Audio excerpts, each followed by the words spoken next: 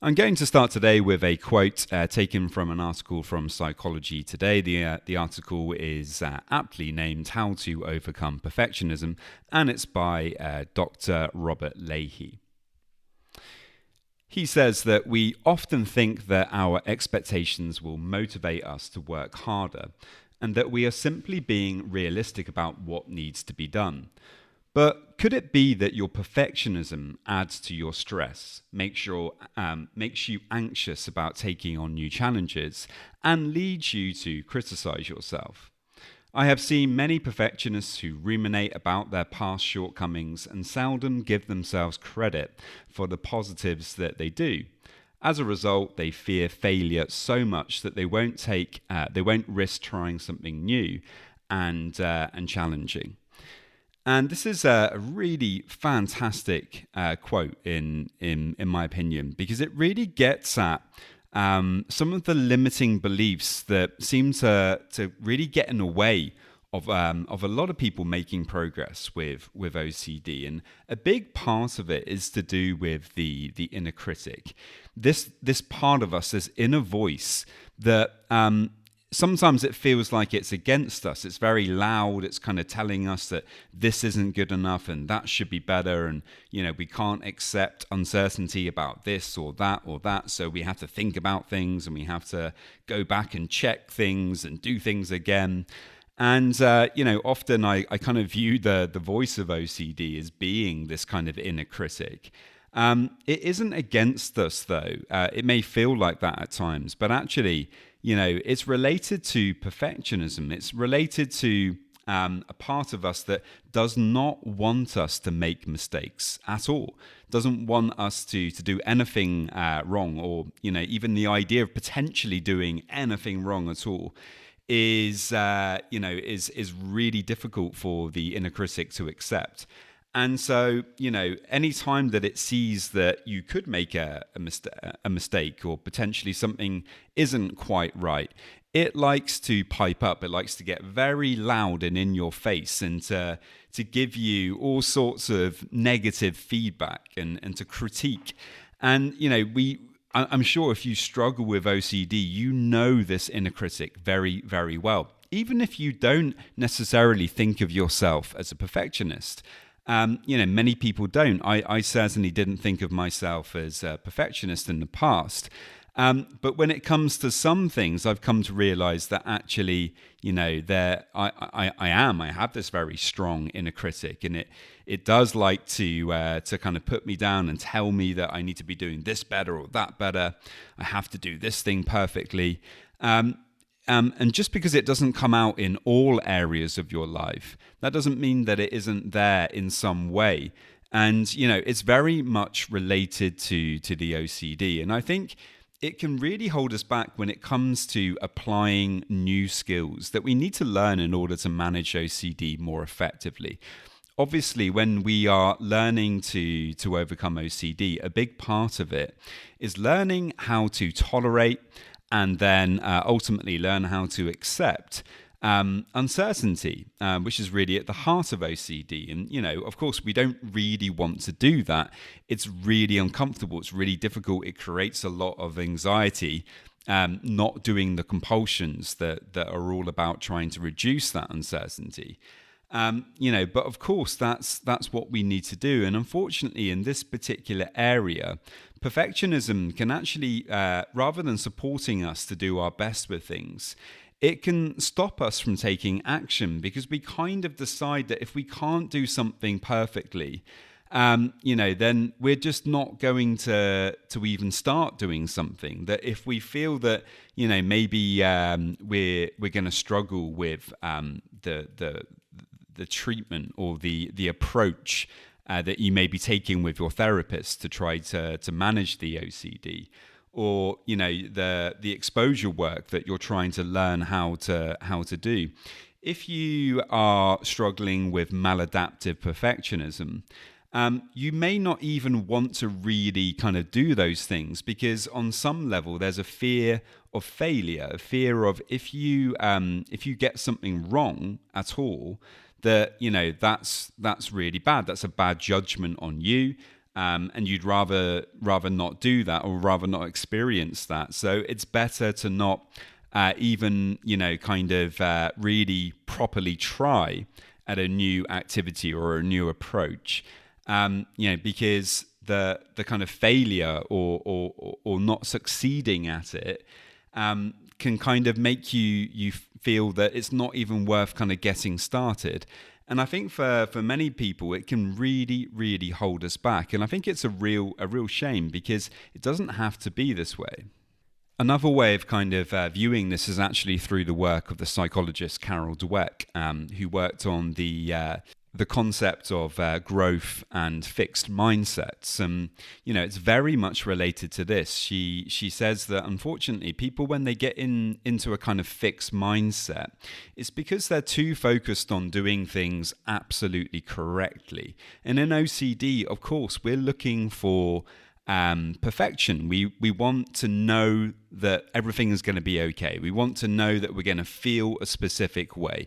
We want to know that that thing that we've been worrying about definitely could never happen under any circumstances, and that there can't be any uncertainty about things. And of course, this creates a lot of anxiety, because there is uncertainty in life, and when we try to eliminate that, and we try to have perfection about eliminating that, all we end up doing is going around in circles, getting stuck in the OCD cycle, and creating an enormous amount of anxiety in the process. And, I've obviously been there myself with that. I know exactly what it's like. And, and this is why I also know that it doesn't have to be that way. And actually, as Carol Dweck points out, we are able to kind of let go of this kind of maladaptive perfectionism, which is related to this kind of fixed mindset where, we want to be able to do everything perfectly, correctly, or we don't want to do it at all.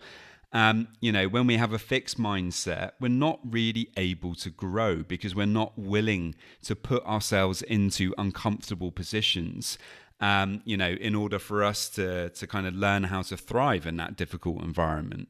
We're always staying within our kind of comfort zone, and we're not stepping out as much as we could do to really lean into that discomfort and push ourselves forward. And this is really what it's all about. We have to find a way to be able to do that, to be able to lean into that discomfort and that anxiety. And so she would talk about this through the lens of actually trying to develop more of a growth mindset, where you let go of that kind of perfectionism that may be holding you back, but you don't let go of it entirely.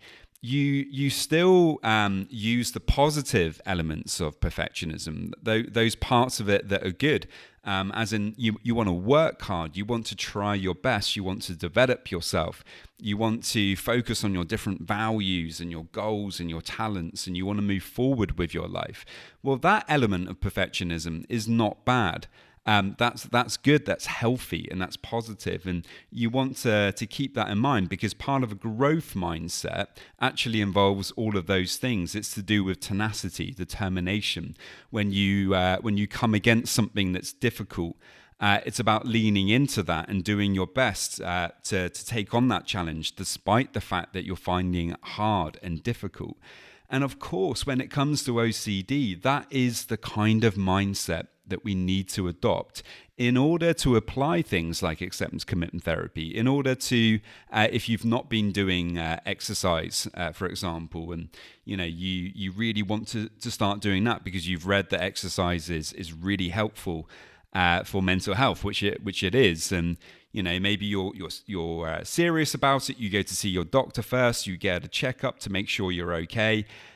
You go and see a personal trainer and you get everything in place, but then you can't quite get yourself to commit to that thing. And I think it's maybe part of this maladaptive perfectionism that comes in, that says to us, no, I have to be able to do this perfectly. I have to be like this when I'm doing this exercise. And if I'm not, then, why bother? I'm not where I want to be right now. And maybe I'm just not even going to start because, other people are much better than me, and I'm not going to look very good in comparison to them. And we can kind of talk ourselves out of doing things that actually would make a huge difference to us and our predicament when it comes to the mental health challenge that you may be struggling with.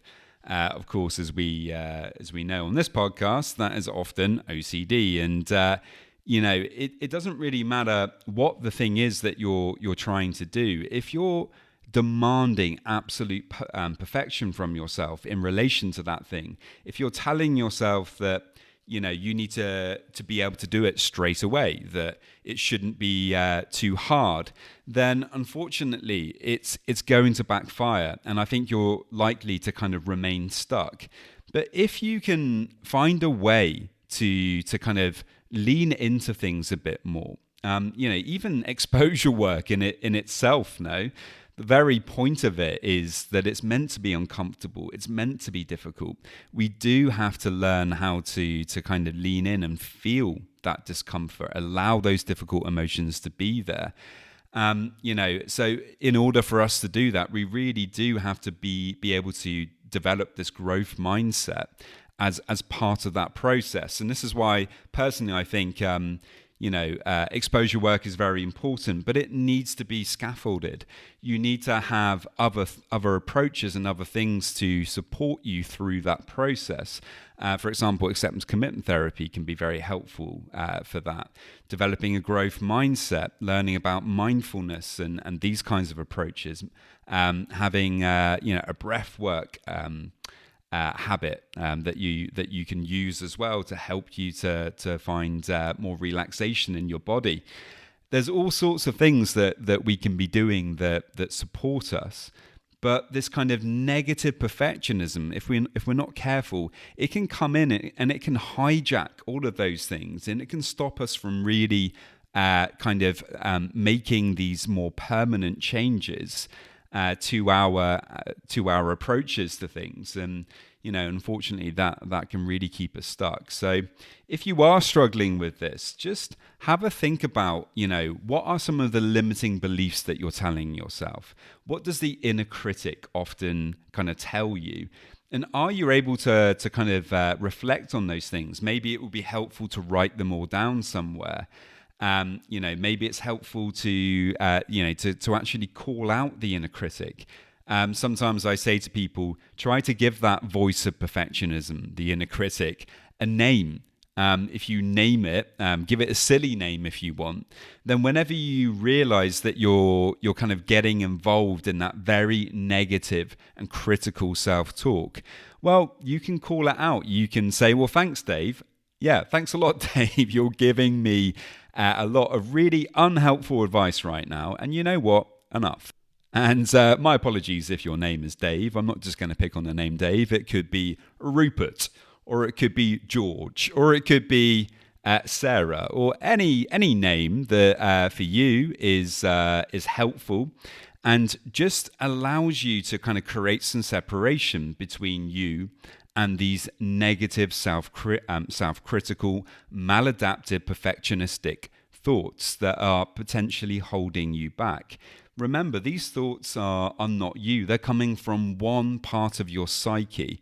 And if you can learn to create some separation between yourself and them, then you may be able to see them more objectively and hopefully be able to let them go, rather than just kind of taking them at face value. If you can kind of use this idea of watching leaves on a stream, these thoughts are just thoughts. They're things that pop up into our consciousness. If we don't grab hold of them, almost like you're grabbing a leaf out of a stream, you're grabbing hold of it, you're holding it in your hand, you're looking at it, you're paying attention to it, you're noticing all the things about it. So often that's what we do with OCD, when we get caught up in that rumination process. We're grabbing hold of that leaf on the stream and we're staring at it, and we want to know more about it. We're trying to figure it all out and have certainty about it. Well, rather than do that, if you're able to just allow that leaf to just pass on down the stream. You can observe it, you can watch it, you can pay attention to it, but you don't have to engage with it. And, this kind of approach to kind of these maladaptive perfectionistic thoughts, just watching them but not getting involved in them can be a really helpful way to start letting them go. So there we go, guys. I really hope that you enjoyed that one. If you have any questions at all about anything I've spoken about today, do please let me know. And I will see you next time. Just a quick reminder that if you want to get a free session, all you need to do to get that is to head over to my website, www.robertjamescoaching.com. And there you can leave me a message and we can arrange the free session. And now just a quick reminder of my disclaimer.